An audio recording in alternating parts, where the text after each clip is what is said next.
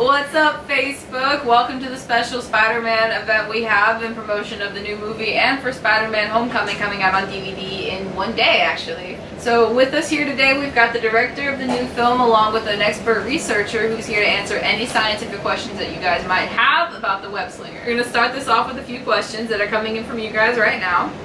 So the first one we're going to take is from @MissHolland1995.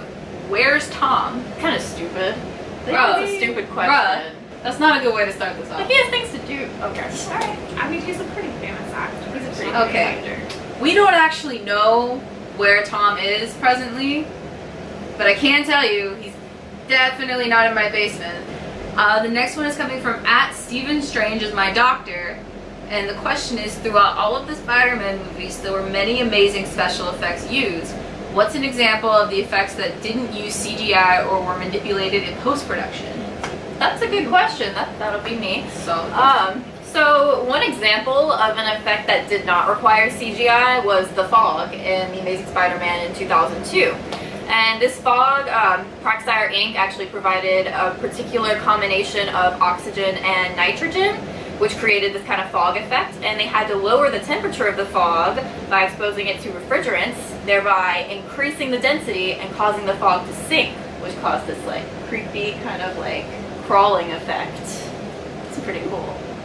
So, to go off of that, so most fog that's typically used for special effects in movies is usually a mixture of polyfunctional alcohols, which means there are usually more than one OH group attached to the compound, and it's usually mixed with water. So what makes this so unique is that the vaporization of these liquids results in the fog-like effect because water has a lower boiling point than the alcohols do. So as a result, the water is turning to a vapor state, or a gas phase, I should say, and versus the alcohol, which are still remaining in that very liquid phase. So as a result, you get that very cloudy white color, which is also a result of the equal scattering of the different wavelengths of light, so that you get this very mysterious white thick fog. So our next question is coming from @PhysicsDude101, and he asked, how could Spider-Man be able to swing himself from building to building and not have the web break? That's interesting. I think everyone has that question, honestly. You have an answer for that? I do. You're I sorry. do. So while the spider silk that Spider-Man uses doesn't actually exist, the closest example of this is actually carbon nanotubes that you would find in real life. Now, this nanotubes actually has a maximum tension of 1.98 to the 10th of the 5th newtons, which means that it is actually about 30 times stronger than a steel cable. It also has the thinness that's typically required to be able to even imagine swinging from building to building. And what's actually interesting is natural spider silk is actually a very strong material. It actually is stronger than Kevlar, which I think is just so amazing that one little tiny spider can create something like this. And as a result, it's highly valued for the fact that it can absorb so much kinetic energy that you typically wouldn't find. In theory, it could stop a bullet. In theory. In theory. So @Marvel Conspiracy Theories asks, is Stan Lee even a real person? How do we know that he's not just an actor hired by Marvel to pretend to be this great creator of comic books? First of all, Why do you even read that where question? do you get off? Like, Stan Lee is a great guy, and he is 100% real. I can't believe y'all met him. You haven't met him?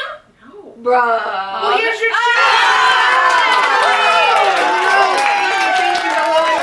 He's in the house. See you again. Nice to see you. Nice to meet you. Thank you so much Of course, for being here. This is such a surprise.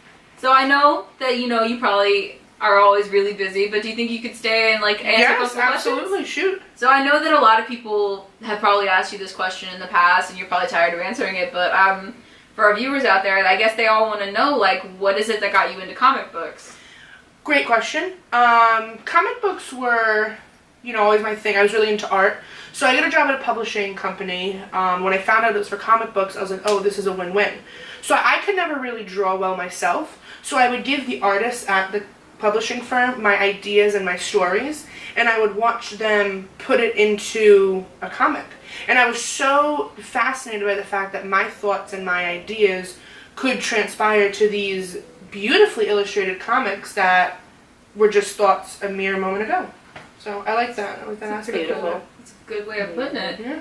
So, and I know, like, everyone's really curious, like, why Spider-Man? Like, what brought that idea of this iconic Peter Parker character to life? Absolutely. So Spider-Man came about after I did the Fantastic Four and the Hulk, which I'm sure you're familiar with. I needed a different kind of superhero. I wanted a superhero that had its own problems, that wasn't this magnificent being that you think of when you think of a superhero. So I pitched the idea to Marvel, and they were like, no, this is lame, this is stupid, no one's gonna buy a book called Spider-Man, no. So I was like, oh, okay. So I put 4 panels of Spider-Man into the back of just a regular issued comic book, and it took off. Everyone loved it, everyone was drawn to it, and look at the success it's become. So I think Spider-Man was a pretty good idea. I, for one, love Spider-Man. Thank you. Alright, so moving on to some more questions, but thank you, Mr. Lee. Of course, absolutely. A person named Harry Osborne, 68, your douche, asks, what's the purpose behind testing spiders at Oscorp? That seems like something you would know. Answer that. So, the scientists at Oscorp, they wanted to address the issue of the human body decaying over time. And they were particularly interested in spiders because of their unique genetic makeup that allows them to repair cells that are going to go through apoptosis and cell death, and then also their unique ability to regenerate through molting. Really gross. Spiders are pretty cool. Spiders are pretty gross. They're pretty Spiders cool. are super cool. Okay, so this is going to be our last question of the day. She's coming from Gwen Maxine Stacy, may she rest in peace, asks, what makes the spider that bit Peter Parker so unique? This seems like something you would know.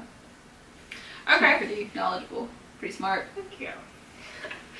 So the idea behind having this certain radioactive element is that you won't typically find a radioactive element in your normal everyday spider that likes to crawl in your mouth and you eat it. So an example of a radioactive element is phosphorus-32. While the element that they don't actually reveal in the Spider-Man comics or series, phosphorus-32 is a good example of this because of its unique ability to be a radioactive isotope, and it's made up of 17 neutrons and 15 protons with a 14.28 half-life. So phosphorus itself, just a regular element, is actually essential in human diet, and it's also essential in metabolical processes, including some metabolism. And it's also a major component of the mineral phase of bone development.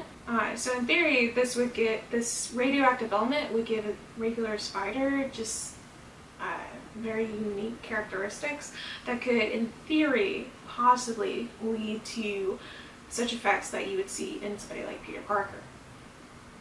Basically, get bitten by a radioactive spider. Cool. So we're almost out of time, but we still left enough time to show you guys an exclusive clip from our new Spider-Man movie. Follow it right now. Check it out.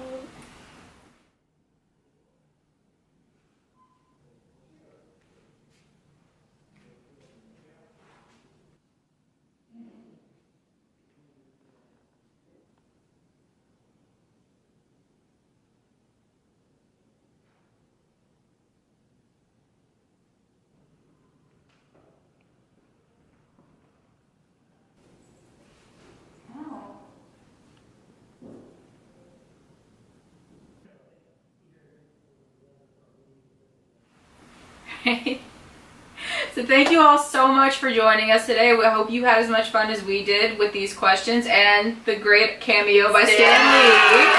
I hope you guys have a nice day and we'll see you soon. Bye!